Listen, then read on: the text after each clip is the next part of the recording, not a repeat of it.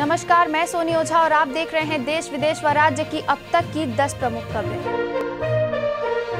CM Bhupesh Baghel दुर्ग जिले में आज 177 करोड़ रुपए की लागत वाले निर्माण कार्यों का करेंगे लोकार्पण। करतारपुर कॉरिडोर के परमिट के लिए भारत सरकार ने ऑनलाइन रजिस्ट्रेशन खोले, गृह मंत्रालय की वेबसाइट से होगा आवेदन। छत्तीसगढ़ आंध्र बॉर्डर पर फिर मिला शव, नक्सलियों के जन अदालत लगाकर हत्या के आरोपी युवक को मारने की आशंका।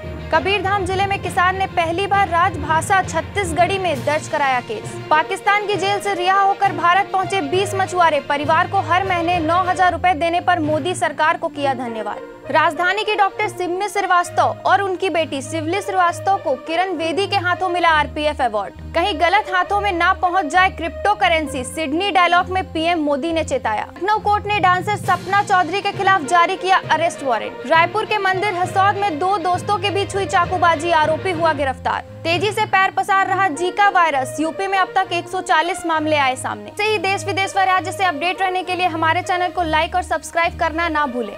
नोटिफिकेशन के लिए बेल आइकन जरूर दबाएं। देखते रहिए न्यूज़ प्लस 21, आपके हक की बात।